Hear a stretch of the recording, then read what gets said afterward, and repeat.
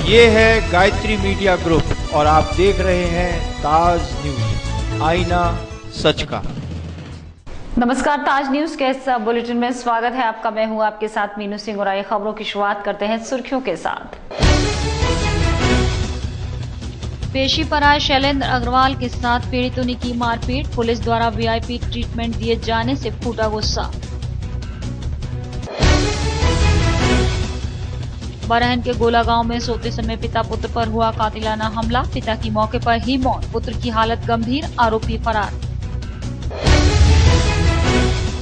मध्यानंद आश्रम प्रकरण ने पकड़ा तूल, हमारी बेटी संस्था आई मदद को आगे, आश्रम में रह रहे बच्चों ने लगाया आश्रम प्रबंधन पर गंभीर आरोप। और सावन के पहले सोमवार पर लगा राजेश्वर महादेव पर शिव भक्तों का मेला, ताजमहल पर की जिद्दी शिव सैनिकों ने महाआरती। और अब खबरें विस्तार से। आगरा के सबसे बड़े ठग शैलेंद्र अग्रवाल को सोमवार को जब कोर्ट में पेशी के लिए लाया गया तो पुलिस द्वारा उसे वीआईपी ट्रीटमेंट दिए जाने से उसकी ठगी का शिकार हुए पीड़ित लोगों का गुस्सा फूट पड़ा और उन्होंने शैलेंद्र अग्रवाल के साथ मारपीट कर डाली। आगरा के सबसे बड़े जालसाज शैलेंद्र अग्रवाल की सोमवार को कोर्ट परिसर में बकायेदारों ने जमकर खींचतान की और पिटाई कर दी। शैलेंद्र अग्रवाल ने दर्जनों लोगों से करोड़ों की ठगी की है। वहीं शैलेंद्र अग्रवाल इन दिनों जेल में है और सोमवार को एक केस की सुनवाई में कोर्ट लाया गया था और हमेशा की तरह पुलिस ने उसको वीआईपी ट्रीटमेंट देना शुरू कर दिया। जेल से जाने के बाद पुलिस ने लग्जरी गाड़ी में शैलेंद्र को बैठा लिया और उसकी सेवा करने लगे, लेकिन ठगी के शिकार लोग जमा हो गए और कार से शैलेंद्र अग्रवाल के निकलते ही उसको पीड़ितों ने पकड़ लिया और खींचतान की और साथ ही साथ हाथापाई शुरू कर दी। बामुश्किल पुलिस ने पीड़ितों के चंगुल से शैलेंद्र को छुड़वाया।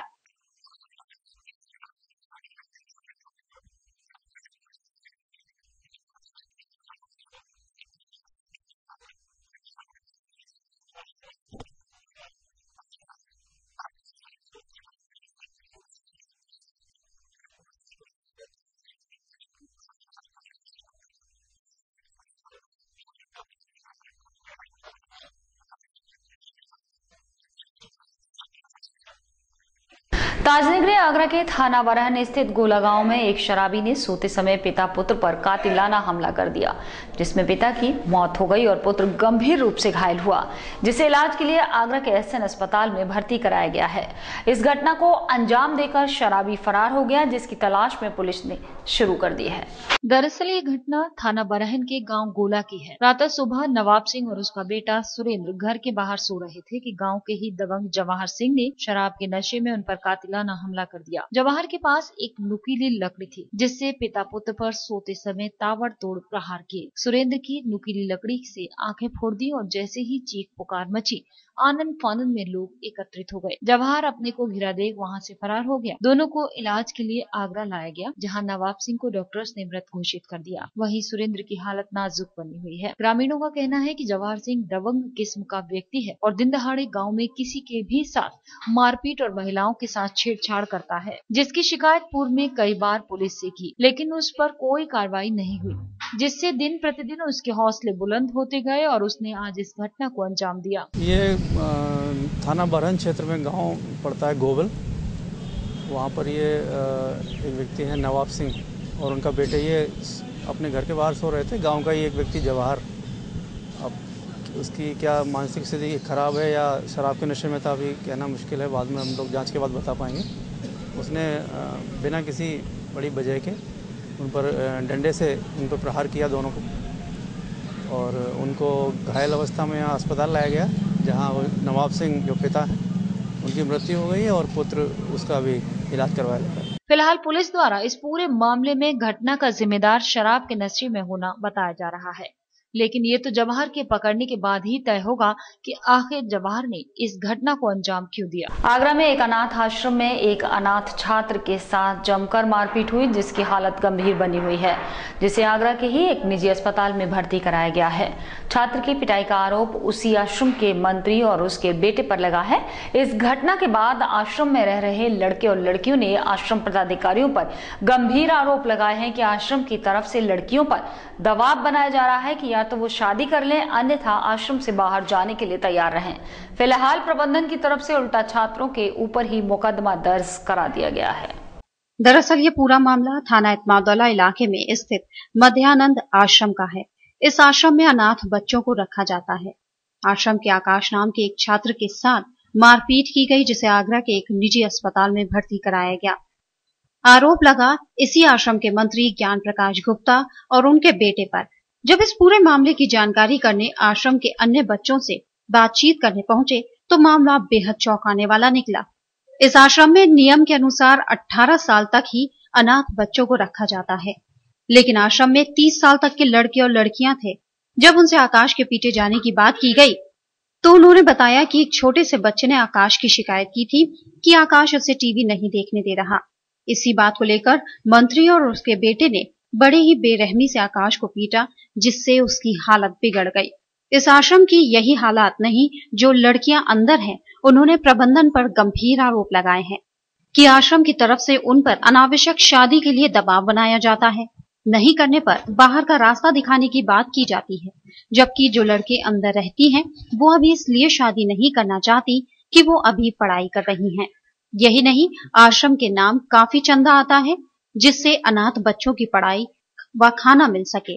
ना तो आश्रम में रह रहे बच्चों को टाइम से खाना मिलता है और ना ही भरी जाती है उनकी स्कूल की फीस। तो सारी बड़ी लड़कियों की शादी करा दूंगा और लड़कों को निकाल दूंगा। पता नहीं उसके बाद क्या करना चाहते हैं ये लोग। सही चलती है एक अनाथ आश्रम में? जी, मुझे तो ये लगता है। चलते हैं? यही लगता है कि जिनका जो जितने भी मंत्री आते हैं आके जो भी चेंज होता है वो अपनी अपनी मर्जी चलाते हैं। तानाशाही करते हैं। जी, तो अपना रास्ता साफ करना चाहते हैं ना, कि सबको निकाल के फिर अपना राज चलाना चाहते हैं। अभी फिलहाल राज नहीं चला पाते, क्योंकि हम लोग बड़े हैं तो कोई गलत काम होता है तो हम लोग बोल देते, इसलिए। अच्छा, कुछ ऐसा मामला सामने आया किसी लड़की की शादी कर दी थी, उसको जला के मार दिया? हाँ, वो लोग पहले हो चुके, जब हम लोग छोटे थे इतनी जानकारी नहीं थी हम लोगों को इतनी। कोई ऐसा भी मामला है कि शादी के लिए इसलिए दबाव डालते हैं कि पैसे का कोई 20,000 रुपए की एफडी है, उसकी वजह से ये नाटक करते हैं? पता नहीं लोग क्यों इस तरह करते हैं, मुझे तो। जब इस पूरे मामले में आश्रम मैनेजर से बात की गई तो उन्होंने माना कि आकाश के साथ मारपीट हुई है। जो आश्रम के मंत्री हैं, उनके सामने किसी की भी नहीं चलती।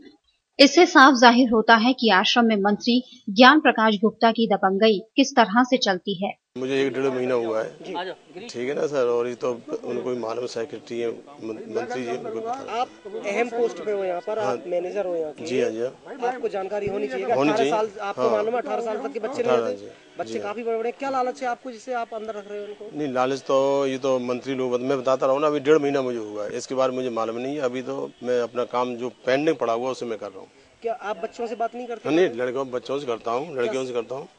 बच्चों की जो समस्या है, जैसे छोटे बच्चे जैसे फीस वगैरह है वो मंत्री से पूछ के दीजिए, मंत्री ऑर्डर करेंगे तब फीस दी जाती है। कई बच्चों की फीस नहीं भरी जा रही। हाँ, तो इसलिए कह रहा हूँ ना, डोनेशन नहीं मिल पाता जो ऐसा है ना, जो कौन सा स्कूल केदारनाथ है, कौन सा है, वो ये कहते हैं कि मतलब हमारा है, हम फीस माफ करा देंगे। तो मैंने फीस माफ करा दो तो जाके चले जाओ, बच्चे परेशान नहीं होंगे। तो अभी तक फीस माफ हुई है, फीस अब दी नहीं गई। हालांकि इस घटना के बाद आगरा की कई बच्चों से जुड़ी और सामाजिक संस्थाएं आश्रम पहुंची और उन्होंने वहां रह रहे लड़के और लड़कियों से बातचीत की, तो कई मामले बेहद चौंकाने वाले निकले। जो राशन अनाथ बच्चों के लिए आता है उसे आश्रम से बेच दिया जाता है। फिलहाल सामाजिक संस्थाएं बच्चों की मदद के लिए हर संभव आगे हैं, उनकी हर तरह से मदद की जाएगी। फिलहाल पुलिस इस पूरे मामले में जांच पड़ताल के बाद ही कार्रवाई की बात कह रही है। ये प्रबंधक लोगों ने FIR कराई है कि सब बालिग होने के बाद भी लड़के उसमें रह रहे हैं। तो महाराज झगड़ा हुआ है, उसकी रिपोर्ट हुई है, मुकदमा लिख गया है। हमने बता दिया है SO को और विवेचक को कि जांच के बाद जो सही कार्रवाई है वो करें उसमें। जिस बच्चे के खिलाफ FIR कराई है वो स्वयं GG हॉस्पिटल में भर्ती है, वो भी गंभीर हालत है। हाँ, ये भी बता रहे हैं, लेकिन उसकी तरफ से कोई तहरीर नहीं आई। अगर उसकी तरफ से तहरीर आएगी तो उसे भी देखेंगे। फिलहाल पुलिस ने जो अनाथ आश्रम की तरफ से दी गई अनाथ बच्चों के खिलाफ तहरीर पर मुकदमा दर्ज कर लिया है। जब लड़के लड़कियां 18 साल से ऊपर हैं, तो भला आश्रम उन्हें क्यों नहीं छोड़ रहे।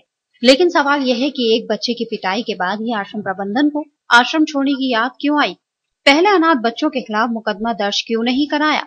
ये तमाम सवाल ऐसे हैं जो आश्रम में गलत होने के इशारे कर रहे हैं। 2 दिन पूर्व मध्यानंद अनाथालय में अनाथालय प्रबंधन के अधिकारियों द्वारा युवक के साथ हुई मारपीट और मुकदमे के विरोध में हमारी बेटी संस्था के पदाधिकारियों ने अनाथालय जाकर पीड़ित को न्याय दिलाने की बात कही। इस कड़ी में संस्था के पदाधिकारी वहां रह रहे बच्चों को लेकर SP सिटी से मिलने पहुंचे और इस पूरे मामले में पीड़ित को न्याय दिलाने की मांग की। 2 दिन पूर्व थाना एतमादौला के श्रीमद दयानंद अनाथालय में अनाथालय प्रबंधन और वहां रह रहे बच्चों के बीच किसी बात को लेकर विवाद हो गया, जिस पर अनाथालय प्रबंधन के पदाधिकारियों ने बाहर से कुछ असामाजिक तत्वों को बुला वहां रह रहे बच्चों के साथ मारपीट की। मारपीट के बाद एक युवक की हालत ज्यादा खराब हो गई, जिसे निजी अस्पताल में उपचार के लिए भर्ती कराया। इस मामले में श्रीमद दयानंद अनाथालय के अधिकारियों ने युवक के खिलाफ मुकदमा करा दिया, जिसकी खबर शहर की सामाजिक संस्था हमारी बेटी के पदाधिकारियों को लगी, जो सोमवार को अनाथालय पहुंच पीड़ित बच्चों से मुलाकात करने लगे। आश्रम में रह रहे बच्चों ने अनाथालय प्रबंधन के ऊपर कई गंभीर आरोप भी लगाए। इस पूरे मामले को उच्च अधिकारियों के संज्ञान में लाने और युवक को इंसाफ दिलाने के लिए हमारी बच्ची संस्था ने एसपी सिटी कार्यालय पहुंच एसपी सिटी से मुलाकात की और बच्चों को जल्द न्याय दिलाने की मांग की। इस पूरे मामले पर हमारी बच्ची संस्था के पदाधिकारियों का कहना था कि अनाथालय प्रबंधन द्वारा जिस बच्चे पर मुकदमा दर्ज कराया है वो छात्र पढ़ाई में बहुत होनहार है और कई परीक्षाओं में अव्वल भी रहा है। इस मुकदमे से इस बच्चे का भविष्य अंधेरे में भी जा सकता है। इस पूरे मामले में एसपी सिटी ने जल्द कार्रवाई का भरोसा भी दिया है। बच्चियों से भी मेरी बात हुई है, बच्चों से भी बात हुई है हमारी। तो मेन सबसे बड़ी बात यह है कि बच्ची सबका एक ही शिकायत है कि यहाँ पे जो है वो जो भी कुछ चल रहा है वो बस दानदाताओं के बदौलत चल रहा है और वो जो भी दे करके जाते हैं उसमें से भी खा लिया जाता है और हर रोज़ वही पूरी सब्जी, बाहर से कोई सब्जी नहीं लाने की अनुमति है और ना ही बच्चों की स्कूल की फीस जमा की जाती है। बच्चों पे ज़बरदस्ती शादी करने का प्रेशर दिया जा रहा है कि अगर पढ़ाई वढ़ाई बंद करो, शादी कर लो, अदरवाइज यहाँ से निकाल दिया जाओगे। कार्रवाई ये कोशिश कर रहे हैं कि आईजी साहब की संज्ञान में ये बात डालें और सारे हमारे जितने भी सामाजिक संगठन हैं हमारी बच्ची के बैनर तले वो सारे जो है वो इसमें इन्वॉल्व हैं और पूरा इन बच्चों के साथ है और पिछले कई सालों से ये संचालित है। इसमें लड़के और लड़कियां साथ रहते हैं। 2 दिन पहले की बात है, यहाँ पर एक बच्चे के साथ में अनाथालय प्रबंध तंत्र द्वारा मारपीट की गई थी और मारपीट भी ऐसी की गई कि बच्चे को हॉस्पिटल में एडमिट होना पड़ा।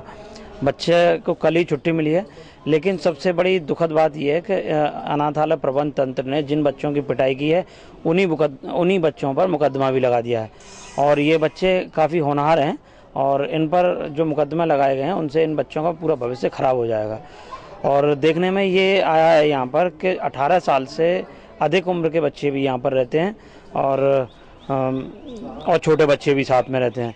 तो कहीं ना कहीं मैनेजमेंट का भी कोऑर्डिनेशन नहीं है। रात में श्रीमद दयानंद आश्रम में हम सब बैठे थे तो एक लड़के को हमने मतलब पढ़ने के लिए कहा था, तो दूसरे लड़के ने कहा था तो वो रोते हुए चले गया और मंत्री जो श्री ज्ञान प्रकाश गुप्ता है उन्होंने मतलब आके सब लड़कों को मारना स्टार्ट कर दिया। जो 4-5 हम थे बिना कुछ जाने सोचे और किसी से पूछे सबको मारना स्टार्ट कर दिया। फिर हमने जब विरोध किया तो उन्होंने रमेश चंद्र यादव और वो दोनों थे, उन्होंने आके मतलब बाहर से 15-20 गुंडे बुलवाया और मतलब हमें मरवाना स्टार्ट कर दिया। फिर बाद में उन्होंने जब बिना फालतू में हम पर दबाव डालने के लिए FIR करवा दी कि हम ऐसा है कि हम जैसे हमारे माँ बाप नहीं है तो हमें मतलब वो डरा सकें। मतलब ऐसा नहीं है, मेन मुद्दा ये है कि मतलब हम किसी के लिए पढ़ने के लिए कहते तो वो कोई जुर्म वाली बात तो नहीं है, लेकिन इसके पीछे बहुत ही मतलब गहरा साजिश रची गई है। मतलब इससे पहले ये था कि ये जो दान लेते थे 250-1500 मतलब जो भी दानदाता था उनसे अपनी मर्जी की दान लेते थे, तो उसका भी हमने विरोध किया था। तो मतलब इसी कारण मतलब मुझे भी उसमें घसीटा गया और भी मतलब और भी जो शादी वगैरह करी जाती हैं तो उनसे मतलब बहुत ही पैसा जुटाते हैं ये और मतलब जबरदस्ती शादी करवाई जाती है लड़कियों की। दिक्कत आ रही है, जो हमारी फीस नहीं दी जा रही है, जो भी दवाइयों का पैसा होता है उसके लिए नहीं दी जाती है। काफ़ी रिक्वेस्ट करो, कभी कहते हैं कि यहाँ पर आओ, कभी हमारे घर पे आओ, उसके बाद भी वो लोग फीस नहीं देते हैं। हमारे यहाँ के मंत्री ज्ञान प्रकाश गुप्ता जी। क्या चाहती हैं आप? हम बस इतना चाहते हैं कि जो हो रहा है वो ना हो। शादी के लिए भी जबरदस्ती दबाव बनाया जाता है? जी चलिए, मेरी तो एज होगी, मेरी 2 महीनों की एज नहीं हुई है और फिर भी उन पर प्रेशर डाला जा रहा है, अगर शादी करो नहीं तो वहाँ से निकाल दिया जाएगा। वजीरपुरा प्रकरण में गिरफ्तार कांग्रेसजनों को अभी एक और रात गुजारनी होगी जेल के अंदर। सोमवार को न्यायालय द्वारा जिनकी जमानत तो स्वीकार कर ली गई, लेकिन जिला जेल में जिस समय पर परवाना नहीं पहुंचने से उनकी रिहाई में अड़चन आ गई। इस मौके पर जेल पर जमा कांग्रेसियों में थोड़ी सी निराशा जरूर फैल गई, जिन्हें रिहाई के लिए मंगलवार का इंतजार करना पड़ेगा। समाजवादी पार्टी ने जिन लोगों को कहा कि मतलब ये तो बेगुनाह है, इन्हें आप छोड़ दीजिए, तो जिन लोगों को बंद किया गया वे बेगुनाह नहीं है, अभी भी बंद है, आज तक बंद है ना। और थोड़ा सा वहाँ कानूनी प्रक्रिया में दीवानी से जो उनका पत्र आता है उसके आने में थोड़ी देर हो गई, इसलिए मुझे लगता है कि अभी यहाँ पर वो जो जिस कार्य से हम सब लोग यहाँ पर जेल में उपस्थित हैं और आ गए सारे कांग्रेसी और बहुत सारे और भी लोग आ गए। नहीं देखिए, अब जो परवाना तो अब ये अदालत का काम है, क्यों लेट हुआ क्या है, हो सकता है उसमें कुछ जज साहब जो है आज जो CGM लेते हैं परवानों पर दस्तखत करते हैं वो नहीं थे, उनका जो है सहयोगी दूसरा CGM थे, स्पेशल CGM, तो उन्होंने अपना चेकिंग उसको जमानतियों की जो चेकिंग होती है उसमें उन्होंने वेरीफाई किया तो उसमें टाइम लग गया। कोई बात नहीं, अगर आज अब नहीं आया परवाना तो अभी आ ही जाएगा और कल सुबह छूट जाएंगे, क्योंकि कांग्रेस सब अभी पूरी ताकत में है, कांग्रेस कहीं डोमलाइज नहीं हो रही है। इरादत नगर मार्ग पर हुए सड़क हादसे में एक महिला की मौके पर ही मौत हो गई, जबकि 17 लोग गंभीर रूप से घायल हुए। वाकया सोमवार दोपहर बाद का है, जब एक मैक्स गाड़ी में सवार लगभग 35 लोग किसी गमी से लौट रहे थे, लेकिन लोड ज्यादा होने के कारण गाड़ी बेकाबू हो गई और गड्ढे में जा गिरी। आगरा जनपद के सैया क्षेत्र में एक गमी से लौट रहे लोगों को भी काल ने अपने आगोश में ले लिया, जिनकी गाड़ी बेकाबू होकर खाई में जा गिरी। घटना इरादत नगर से सैया आते वक्त हुई, जब मैक्स गाड़ी में भरकर लगभग 35 लोग वापस अपने गांव जा रहे थे, मगर लोड ज्यादा होने के चलते गाड़ी अनियंत्रित हो गई और हादसा हो गया। घटना के बाद क्षेत्र में कोहराम सा मच गया, जहां सैकड़ों लोग जमा हो गए। इस घटना में एक महिला की मौके पर ही मौत हो गई। सूचना मिलने पर पुलिस और प्रशासन के अधिकारी भी घटना स्थल पर पहुंच गए, जिन्होंने लोगों को कार्रवाई के साथ साथ राहत राशि का भी भरोसा दिलाया। होने की थी वो पुलिस पार्टी की डेथ हो गई है, बाकी उसमें 8 लोग घायल हैं। कुछ लोगों का प्राथमिक उपचार करा के सैया से छोड़ दिया गया है और कुछ लोगों को एसएन मेडिकल कॉलेज ले जाया गया है। बाकी जो लिखा पढ़ी हो रही है, जो भी उनको मुआवजा देना होगा, जो भी हमारी तरफ से सुविधाएं SDM साहब भी मौजूद है, जो भी सुविधाएं देनी होगी उसमें करवाएंगे। इस घटना से सड़क पर जमा भीड़ के चलते जाम सा लग गया, जिसे समझाने बुझाने में सरकारी लोगों के पसीने छूट गए। इस घटना में मृत महिला के अलावा 17 लोग घायल हुए हैं, जिनमें से 6 की हालत बेहद नाजुक बताई गई है। उन्हें इलाज के लिए आगरा रेफर कर दिया गया है। आगरा के दहतोरा गांव में लोग एक दबंग की दबंगई से परेशान आ चुके हैं। दबंग ने सरकारी जमीन पर कब्जा कर रखा था, जहां से आगरा विकास प्राधिकरण पोखर के पानी की निकासी के लिए नाला बना रही थी। तो दबंग ने अपनी दबंगई दिखाते हुए नाले के काम को बंद करा दिया, जिससे नाले का काम रुक गया, जिसकी शिकायत पर SDM सदर ने मौके पर पहुंचकर मामले को निपटाया। आगरा के दहतोरा गाँव के निवासी गाँव के ही एक दबंग की दबंगई से परेशान थे। गांव में एक बरसाती पोखर है, जिसकी वजह से बारिश के मौसम में पोखर ओवरफ्लो हो जाती थी, जिसके पानी की कोई निकासी नहीं थी। एडीए ने इसके लिए 55 लाख रुपए का बजट पास कर पोखर से बरसाती पानी की निकासी के लिए नाले का निर्माण शुरू कराया। लेकिन जब नाले का काम दबंग के घर के सामने पहुंचा, तो दबंग ने नाले के काम को रुकवा दिया, क्योंकि नाले की खुदाई के बीच दबंग के घर की चौखट आ रही थी। मामले की जांच करने पर पाया गया कि दबंग ने चौखट सरकारी जगह घेर कर बनाई थी, जिसकी शिकायत गांव वालों ने SDM सदर से की। दिनेश कुमार मौके का निरीक्षण करने पहुंचे। पहले तो SDM सदर ने दबंग को काफी समझाने का प्रयास किया, लेकिन दबंग के न समझने पर SDM सदर ने दबंग को 2 दिन का अल्टीमेटम दिया और कहा 2 दिन में या तो नाले का काम शुरू होने दे या सरकारी जमीन को खाली करे, अन्यथा बल प्रयोग कर नाले का निर्माण करवाया जाएगा, क्योंकि ये नाला गांव की भलाई के लिए बन रहा है। द्वारा स्वीकृत नाला करीब 55 लाख रुपए स्वीकृत किए गए नाला और सड़क के लिए, तो करीब 85% वो नाला बन चुका है और नाला अधूरा बनाया भी। आने वाले बरसात का समय है, अगर बरसात से पहले अगर नाला नहीं बना तो घरों में पानी घुस जाएगा। तो कई दहतोरा के लोगों ने कई बार शिकायत SDM साहब से तहसील दिवस में दी, लेकिन फिर भी उसका कोई समाधान नहीं हो पाया। अधिकारी आए, उसमें देख के चले गए।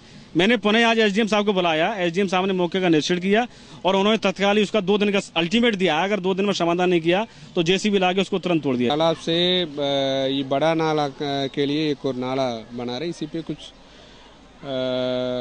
अब आधा बना हुआ है, मतलब बाकी कुछ बाकी है।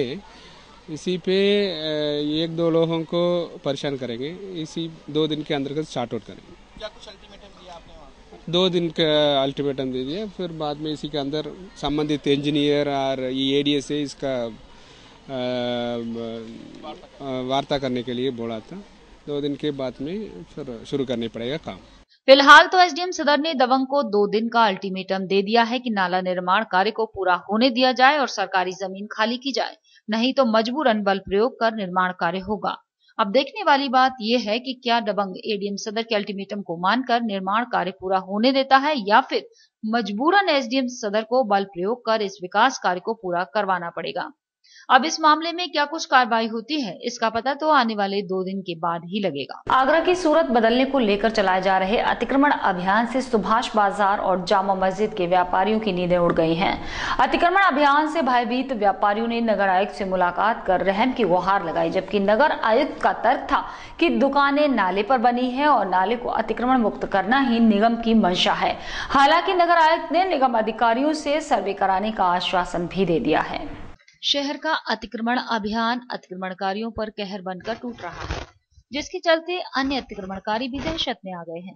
कुछ ऐसा ही हाल है सुभाष बाजार और जामा मस्जिद के आसपास के दुकानदारों का, जो अभियान के नाम से ही अब दहशत में आ जाते हैं। व्यापारियों का तर्क था कि दुकानें सालों पुरानी हैं और निगम ने ही उन्हें ये दुकानें आवंटित की थी, इसलिए उन्हें वहां से न हटाया जाए। अगर दुकानें हटा दी जाती हैं तो वो बेरोजगार हो जाएंगे। साथ ही दुकानदारों का तर्क था कि देश की आजादी के बाद से वो लोग अपने बुजुर्गों के साथ व्यापार करते आ रहे हैं। एकदम इतना लंबा बल्क उखाड़ के फेंक देना, वहाँ कोई सड़क का अतिक्रमण नहीं है। मस्जिद के भी किराएदार है और नगर निगम के किराएदार है। नगर निगम ने जो सब्सिट्यूट में हमको मार्केट दी थी, वहाँ पर विवाद चल रहा था। वो विवाद व्यापारी जीत आए हैं, उनके पक्ष में विवाद हो गया है। अब नगर आयुक्त से कहिए, वो कह रहे हैं नाला, हमने कहा पार्ट हमें खोल दीजिए, हमें कोई एतराज नहीं है, वहाँ भी खुला हुआ है। तो नगर आयुक्त अपनी टीम को भेज रहे हैं और वहाँ पर उस नाले की स्थिति को देखकर दोनों तरफ अगर दुकानें 1-1, 2-2 फुट पीछे भी हटानी पड़ी तो हम हटा देंगे। लेकिन ये मैंने पहले भी कहा है, उजाड़िए मत। अगर आप उससे रोजगार नहीं दे सकते हो तो रोजगार मत छीनिए। एक तरफ रोजगार की बात करिए सरकार, एक तरफ छिनाप की बात कर रही है। आप उसका कम और ज़्यादा हमारा काम हो जाना चाहिए। अतिक्रमण नहीं दिखना चाहिए, यातायात चलना चाहिए, जनता आराम से आ जा सके। अतिक्रमण के नाम पर किसी को भी उजड़ने नहीं दिया जाएगा। नगर आयुक्त से मुलाकात करने पहुंचे व्यापारी नेताओं की बात सुनने के बाद नगर आयुक्त का तर्क था कि व्यापारियों को दुकानें 10 साल के लिए दी गई थीं, जबकि दुकानदारों ने वहां पूरी तरह से कब्जा कर लिया। नाले पर बनी दुकानों के कारण नाला सफाई नहीं हो पाती, जिससे जल भराव का संकट पैदा हो जाता है। लगातार विनती करने पर नगर आयुक्त ने अधिकारियों द्वारा सर्वे कराए जाने का आश्वासन दिया है, लेकिन नगर आयुक्त ने ये साफ कर दिया है कि अतिक्रमण के दौरान नाले पर आने वाली सभी दुकानों और घरों को बख्शा नहीं जाएगा। आवागमन करने के लिए बीच में नाले को पाटने की भी व्यवस्था की गई थी, लेकिन उनको ये बात बताई गई है और समझाया गया है कि चूंकि मंटोला नाला एक बहुत बड़ा नाला है और मशीनों के माध्यम से उसकी रेगुलर सफाई करानी रहती है, तो यदि मशीन के आवागमन में बाधा उत्पन्न होगी तो नाला साफ नहीं हो पाएगा। अगर नाला साफ नहीं हो पाएगा तो ओवरफ्लो करने के कारण घरों में नाले का गंदा पानी जाएगा। इसलिए नाले को पाटने का जो विकल्प है उस पर कोई कार्रवाई नहीं की जा सकती। इस प्रकार का अगर कोई पहले अनुबंध हुआ है तो भी उस पर अमल नहीं किया जा सकता, क्योंकि व्यवहारिक रूप से उस पर अमल करना संभव नहीं है। नाले को प्रारंभ से लेकर अंत तक खुला होना आवश्यक है ताकि मशीन का मूवमेंट हो सके और वो चल सके। इस पर दुकानदारों का ये कहना था कि साहब नाले को खोल देने के उपरांत बाईं और दाहिनी दोनों पटरियों पर जो स्थान शेष रह जाता है उसमें भी अगर आवागमन को ध्यान में रखते हुए कुछ पार्ट को तोड़ दिया जाए और इसके बाद जो स्पेस बचता है वो दुकानदारों को दे दिया जाए तो इस विकल्प पर नगर निगम विचार कर ले। इस पर उनको आश्वस्त किया गया कि हमारी टेक्निकल टीम इसका मुआयना कर लेगी और अगर ऐसा कोई विकल्प संभव होगा व्यवहारिक रूप से तो उस पर कार्रवाई के लिए विचार किया। इतना ही नहीं, नगर आयुक्त का तर्क था कि वो उनका व्यापार नहीं छीनना चाहते, वो तो आगरा को स्मार्ट सिटी के लिए, शहर को अतिक्रमण मुक्त कर सड़कों को चौड़ा करने के लिए अभियान चला रहे हैं। इस दौरान कई अभियानों में निगम की कई दुकानें भी तोड़ी गईं, इसलिए ये अभियान यथावत जारी रहेगा। इसी के साथ रुक रहे हैं एक छोटा सा ब्रेक लेने के लिए।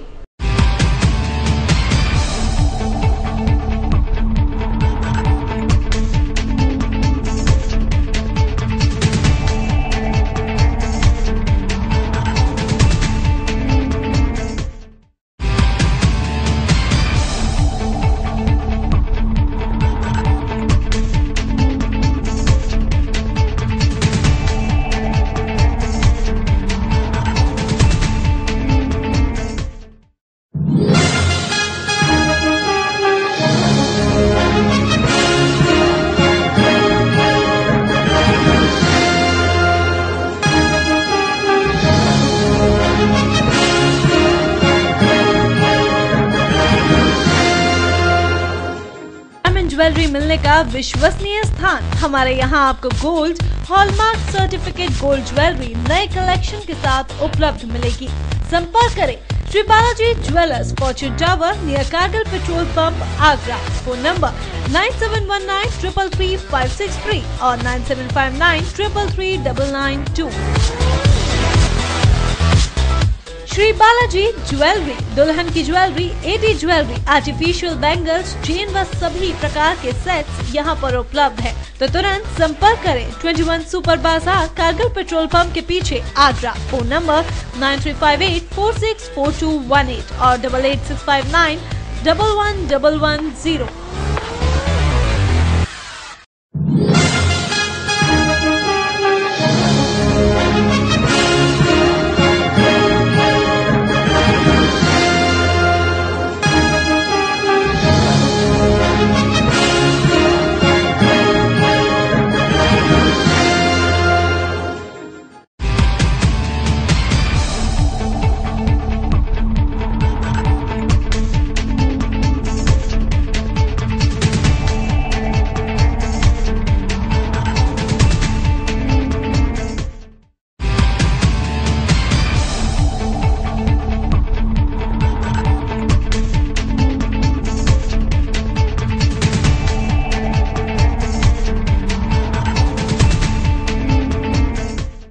कुष्ठ आश्रम को मिलने वाली आर्थिक सहायता न मिलने से परेशान आश्रम के लोग नगर आयुक्त से मुलाकात करने निगम पहुंचे।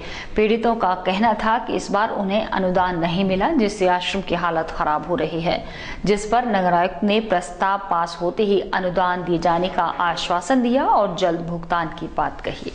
ताजगंज क्षेत्र में बने कुष्ठ आश्रम में दर्जनों कुष्ठ रोगी रहते हैं जो अपनी ही दुनिया में मस्त रहते हैं, लेकिन आर्थिक तंगी का यहाँ भी कहर रहता है, जिसके चलते हर साल नगर निगम से हजारों रुपए का अनुदान मिलता है, जिससे ये पीड़ित अपनी जरूरतों को पूरा करते हैं। लेकिन पिछले साल अनुदान न मिलने से परेशान कुष्ठ आश्रम के पीड़ितों ने नगर आयुक्त से मुलाकात की और अपनी पीड़ा सुनाई। गांधी ग्राम ताजगंज आगरा से आया हूँ। यहाँ बड़े साहब नगर आयुक्त से मिलने के लिए आए थे हम लोगों को कुष्ठ आश्रम के लिए जो अनुदान मिलती है सालाना 35,000 रुपया, उसी के लिए जो है आग्रह करने आए थे कि हमारी अभी तक पास नहीं हुई है, कृपया पास करा दें। कितना पैसा मिलता है? 35,000। तो नगर आयुक्त महोदय बोले हैं कि अगली कार्यकारिणी में आपका अनुदान पास हो जाएगा। किस चीज़ के लिए देता है? ये हम कुष्ठ रोगियों के लिए मलहम, पट्टी, दवाई, बस इन सब चीजें जो भी उपयोगी है हमारे लिए, उसके लिए मिलता है। कुष्ठ आश्रम से आए पीड़ित लोगों से मुलाकात करने के बाद नगर आयुक्त का कहना था कि पिछले साल प्रस्ताव न लगने से पीड़ितों को अनुदान नहीं मिल पाया था, लेकिन इस बार पार्षदों का कहना है कि वो इसको लेकर प्रस्ताव लगाएंगे ताकि पीड़ितों को पूरा सहयोग मिल सके।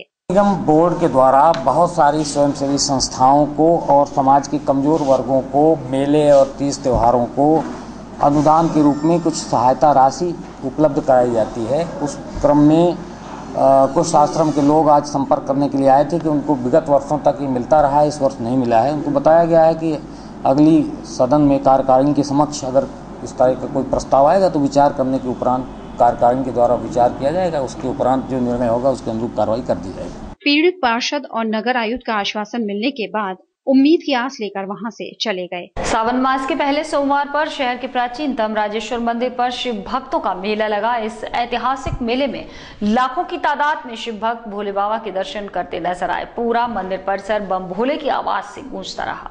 भविष्य में ऐसा मेला कभी नहीं लगा जो आज अब की बार लगा है। कितनी की तादाद से? कम से कम 5 लाख से 6 लाख के करीब भक्त लोगों ने दर्शन किए। राजेश्वर की सबसे बड़ी मान्यता तो ये है कि ये करीब 850 साल पुराना है। कहा जाता है, जो हमने सुना है और लोगों ने हमें बताया है, जो लिखा हुआ है कि कहते हैं यहाँ से करीब 500 मीटर दूरी पर यमुना बहती थी। और इसकी इतनी बड़ी मान्यता है कि अगर 21 दिन अगर लगकर जल चढ़ा लें तो आपने मनोवृत्ति मांगी है मन के अंदर, वो पूरी होगी आपकी। रात के करीब 1 बजे से परम भीड़ चल रही है, बराबर चल रही है इसमें। और कम से कम मैं जानता हूँ कि कम से 10-12 लाख आदमियों ने दर्शन किए और आपके सामने चल रहा है। समय लेने के बाद भी बहुजन समाज पार्टी के नेताओं की डीआईजी से नहीं हो सकी मुलाकात, जिनके पीआरओ ने वीडियो कॉन्फ्रेंसिंग का हवाला देकर भेंट करने में असमर्थता जता दी।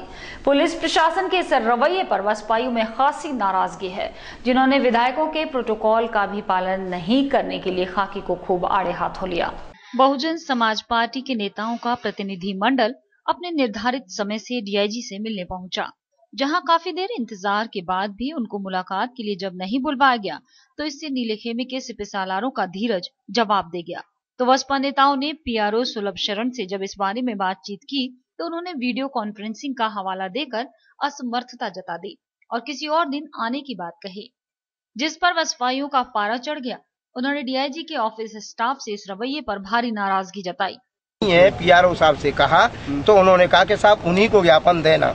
अब ये तो उनका विवेक है ना कि किस अधीनस्थ को यहाँ भेजें। 3-3 4-4 जिलों के लोग हैं। नहीं तो क्या एक तरीके से नहीं, अनदेखी नहीं, ये गैर जिम्मेदाराना बात है।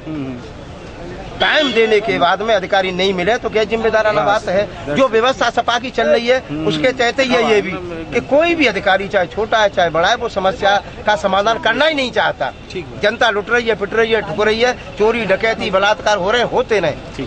अपनी जिंदगी जियो, अपनी मौत मरो, ये स्थिति चल रही है। कोई नहीं, लॉ एंड ऑर्डर नाम की तो कोई बात ही नहीं है। कोई चीज यहाँ नहीं होगी तो भाई हमारा तो यही है कि हम लोग अपनी समस्याएं इनसे कहते आएंगे, आज नहीं तो कल।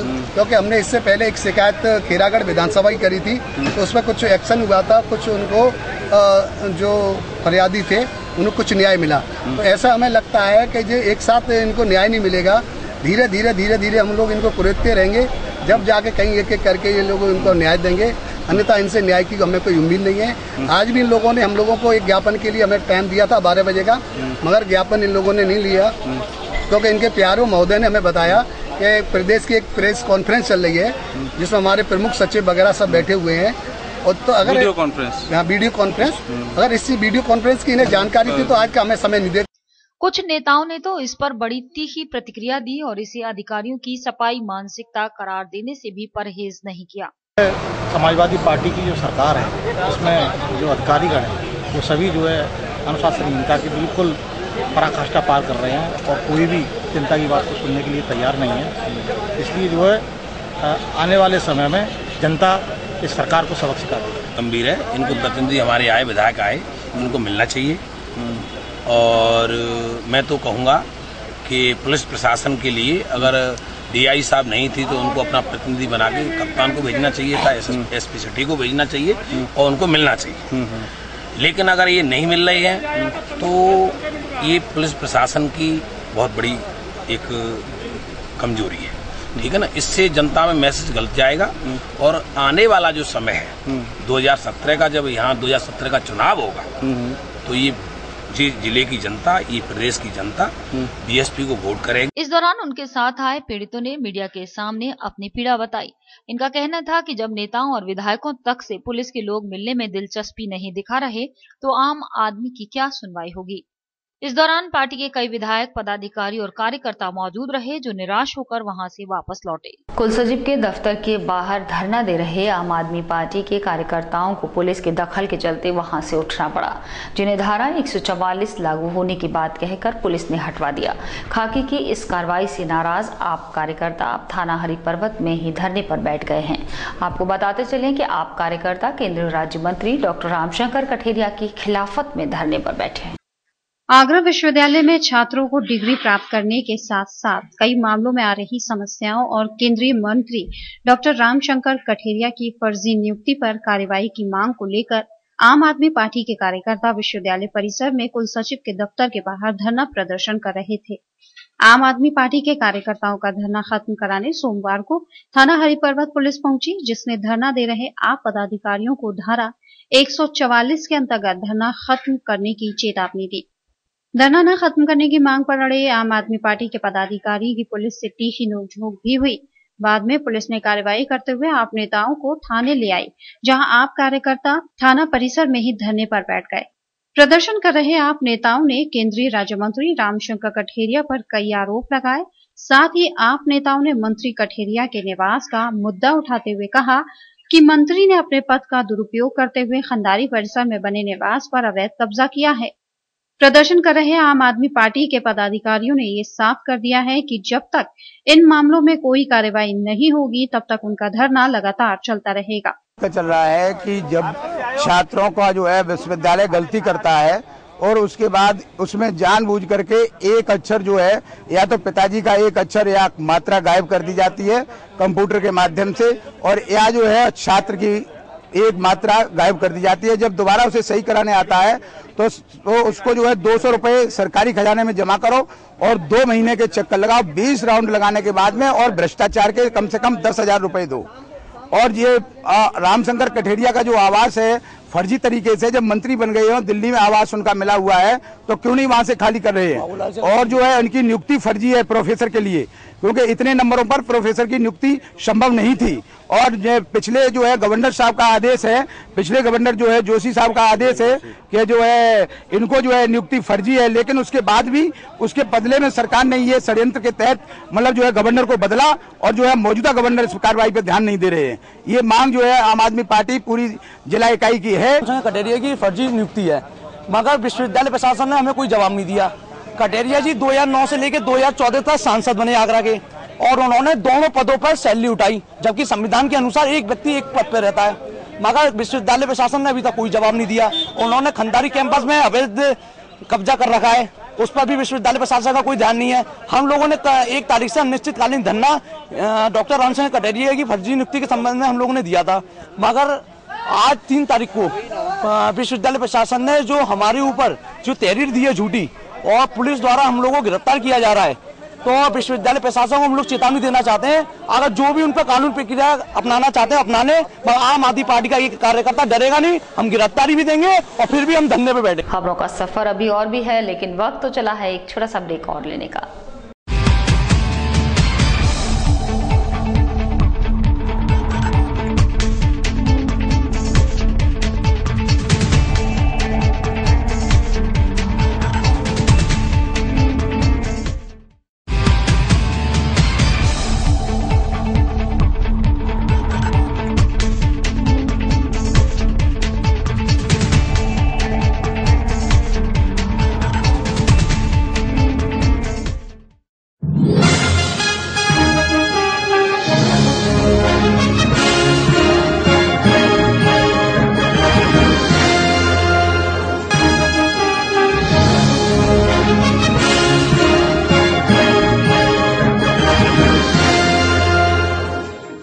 ज्वेलरी मिलने का विश्वसनीय स्थान। हमारे यहाँ आपको gold, hallmark certificate gold jewellery नए कलेक्शन के साथ उपलब्ध मिलेगी। संपर्क करें Shri Balaji jewellers, Fortune Tower near Kargil petrol pump, Agra. Phone number 9719333563 और 9759333992। श्री बालाजी ज्वेलरी, दुल्हन की jewellery, AD jewellery, artificial bangles, chain व सभी प्रकार के सेट्स यहाँ पर उपलब्ध है, तो तुरंत संपर्क करें। 21 सुपर बाजार, कारगिल पेट्रोल पंप के पीछे, आगरा। फोन नंबर 9358464218 और 8865911110।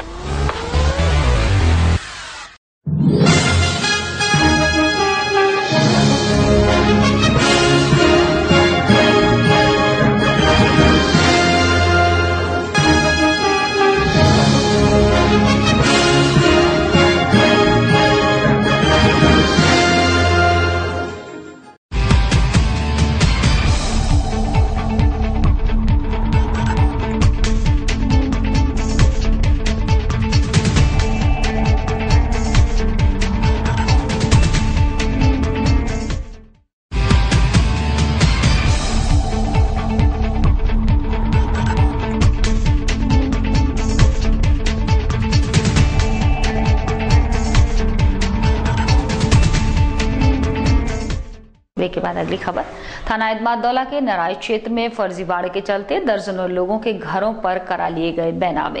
क्षेत्रीय लोगों ने ये आरोप लगाते हुए प्रशासन से मदद की गुहार लगाई है। स्थानीय निवासियों ने तहसील स्तर पर भू माफियाओं की मिलीभगत से हुई इस धांधली पर भारी नाराजगी दिखाई और कलेक्ट्रेट पर प्रदर्शन कर न्याय दिलाने की मांग की। तहसील प्रशासन के साथ भूमाफियाओं की सांठगांठ के मामले आए दिन सामने आ रहे हैं, जिसमें एक कारनामा और शामिल हो गया। जिलाधिकारी कार्यालय पर हंगामा कर रहे ये लोग नराइच के नगला मोहन के रहने वाले हैं। इनके घरों पर कानूनी कार्रवाई की जा रही है। इनका कहना है कि जिस किसान से इन्होंने 20 साल पहले जमीन खरीदी थी, उसने किसी वकील के साथ मिलकर उसी जमीन की दूसरे व्यक्ति के नाम फर्जी तरीके से दोबारा रजिस्ट्री कर दी। इसके चलते उनसे सर छुपाने का आसरा भी छीना जा रहा है। हम लोग करीब 20 साल से रह रहे हैं। अच्छा। और जगह खरीदी है किसान से। अच्छा। किसान ने किसी तरीके से सामने वाली पार्टी को क्या दिया या क्या लिया वो मालूम नहीं है। उसी वजह से डॉक्टर प्रकाश ले नहीं पाए। डॉक्टर प्रकाश के वकील है सुरेश कुशवाहा। सुरेश कुशवाहा ने किसी तरह से वो नीलामी 2009 में दिखवा दी, 11 में अपने हक में करवा ली और 11 के बाद जब से परेशान कर रहे हैं हम लोगों को। कितने लोग हैं, कितने मकान हैं? 140। क्या लग रहा है कि 46-45 की दफा धारा लगा गई कलेक्ट्री से और जो है 140 के अंतर्गत मकानों को सील किया जा रहा है। अच्छा। बच्चे अभी मुकेश राठौर के मकान को सील करा हुआ है। 5-7 लोग जो है बच्चे फुटपाथ पर पड़े हुए हैं, रोड पे ही सोते बैठते हैं। उनके मकान में ताला सील कर दिया गया पुलिस द्वारा। नहीं, क्या सब लिखा पड़ी आप लोगों के नाम से? जी हाँ। कैसे गया ये जो है नीलामी के कारण 2 नंबर वहाँ दिखा दिया कि खेत पड़े हुए हैं, खेतों को नीलाम कर दिया गया, जबकि वहाँ हम लोग कम से कम 20 साल से रह रहे हैं। सब लोग हम लोग सारे 20 साल से करीब होते हुए रहते हैं। पक्की रजिस्ट्री सब लोगों की, हम लोगों को बाकायदा रजिस्ट्री करा रखी है, बिना में हम लोगों के पास नहीं सर, वो तो सब यहाँ है सब साथ। दरअसल इससे पहले भी कई ऐसे मामले सामने आए हैं, लेकिन इन पर कोई ठोस कार्रवाई अमल में नहीं आने से इनकी पुनरावृत्ति ने जोर पकड़ लिया। फर्जी तरीके से हुई इस कार्रवाई से इन सब लोगों के घरों को खाली कराया जा रहा है, जिस पर इनको भारी ऐतराज है। उन्होंने जिलाधिकारी के दफ्तर पर प्रदर्शन कर मामले की जांच कराने की मांग की है। ताजमहल को शिव मंदिर बताने वाले शिव सैनिकों ने ताज कॉरिडोर में की शिव आरती, जो पुलिस प्रशासन की चेतावनी के बावजूद गुरिल्ला पद्धति से ताज कॉरिडोर इलाके में पहुंचे और यमुना नदी के किनारे पूजा अर्चना की। शिवसेना ने ताजमहल को तेजो महल बताते हुए सावन के बाकी सोमवारों को भी आरती और पूजन करने का ऐलान किया है। आगरा का ताजमहल एक मकबरे के रूप में यूं तो पूरे विश्व में मुगलिया सल्तनत की निशानी के तौर पर प्रसिद्ध है, लेकिन शिव सैनिकों ने उसे शिव मंदिर बताकर नया शिगुफा छोड़ दिया, जिन्होंने सावन के महीने में शिव आराधना का अपना अलग ही महत्व बताते हुए ताजमहल पर शिव आरती का ऐलान किया था, जिसे उन्होंने पूरा भी किया। गुरिल्ला पद्धति से शिव सैनिक ताजमहल के पास नदी के किनारे जमा हुए और दिल खोलकर भगवान भोले की आराधना की।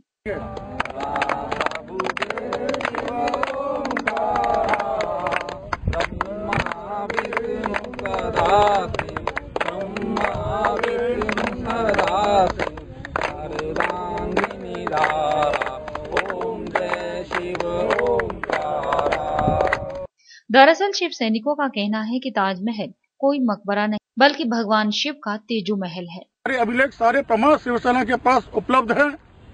आपको दिखाए जाते हैं कि ताजमहल जहाँ तेजो वाले जहाँ विराजमान है, वहाँ यमुना का तट है और हिंदुओं के सभी तीर्थ स्थल यमुना के किनारे होते हैं। शिव सैनिकों ने इस मौके पर आने वाले सोमवारों को भी इसी तरह पुलिस की आंखों में धूल झोंककर अपने आराध्य देव की पूजा अर्चना करने का ऐलान किया है। कहते हैं हमेशा गरीब पर ही मार पड़ती है। कुछ ऐसा ही नजर आया जब गांव देहतुरा में जाटव समाज द्वारा बनाए गए सामुदायिक केंद्र पर गांव के प्रधान ने उन्हें बहला फुसला कर उस पर कब्जा कर लिया।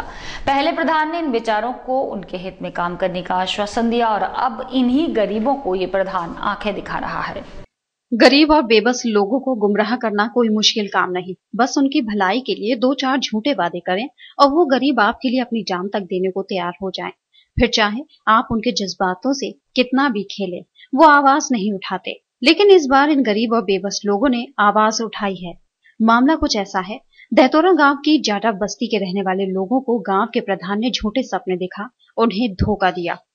बस्ती में समाज के लोगों के लिए एक बगीची थी, जिसमें वे अपने बच्चों की शादियों या घरेलू कार्यक्रम को किया करते थे।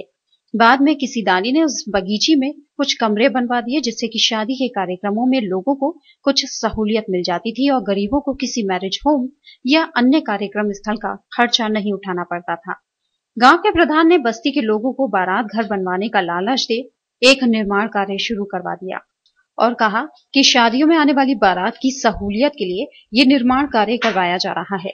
लेकिन निर्माण कार्य पूरा होने के बाद गांव के प्रधान ने उसमें एक ऑफिस खोल लिया, साथ ही कंप्यूटर सेंटर खोलने की तैयारी कर ली, जिसका गांव वासियों ने पुरजोर विरोध किया। जगह हमारी ग्राम पंचायत जमीन बता रहे हैं, हमारी जमीन हमारी है, जाटा बस्ती की जमीन है और इसमें बारात वालों की चीजें सरकारी कंप्यूटर क्यों खोलना चाहते हैं?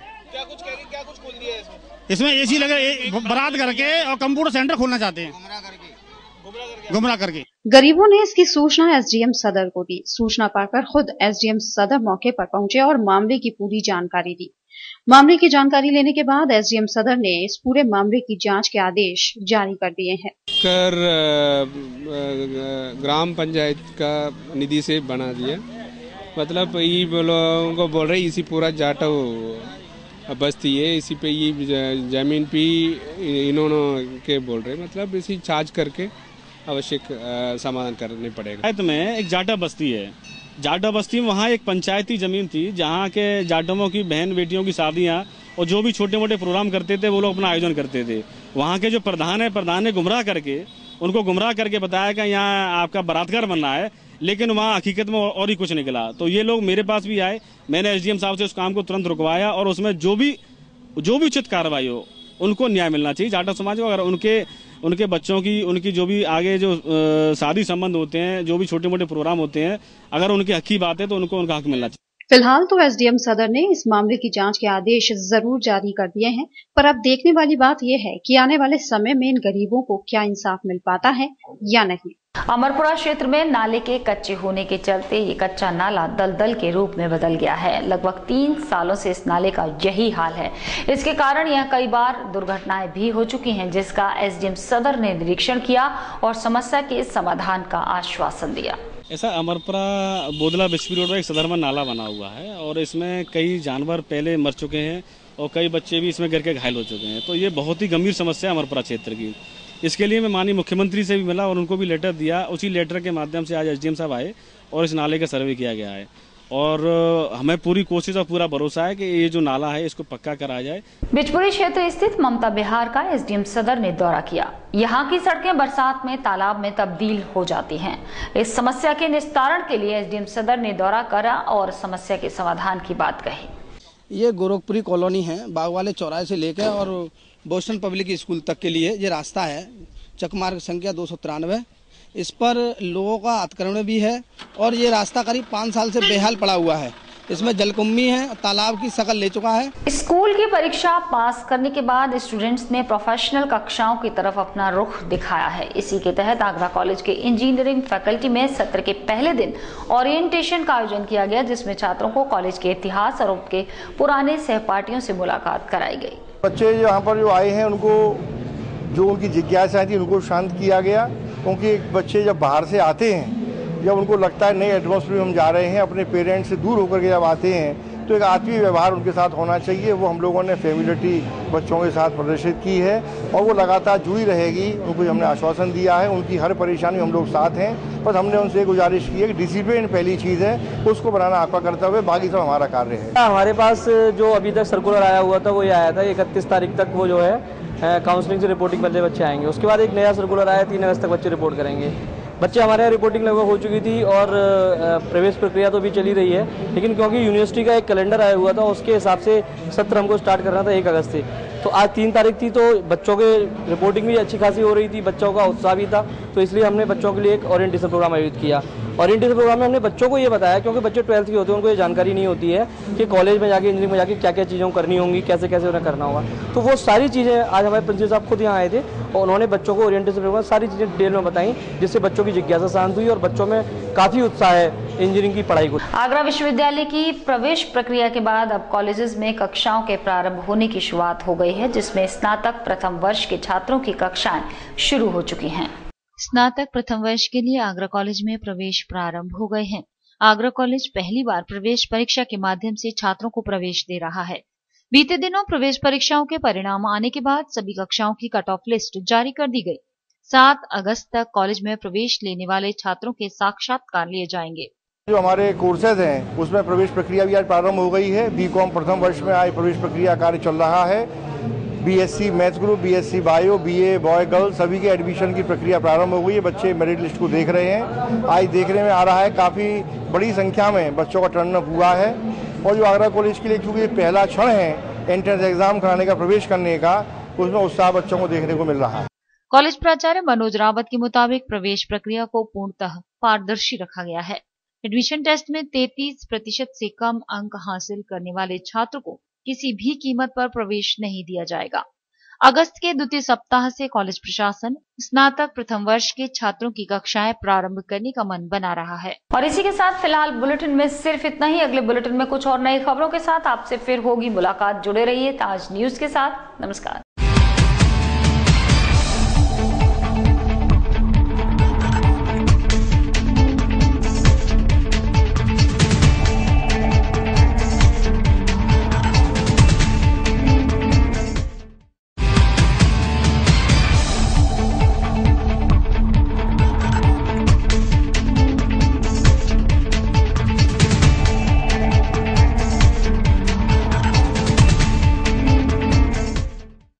ये है गायत्री मीडिया ग्रुप और आप देख रहे हैं ताज न्यूज, आईना सच का।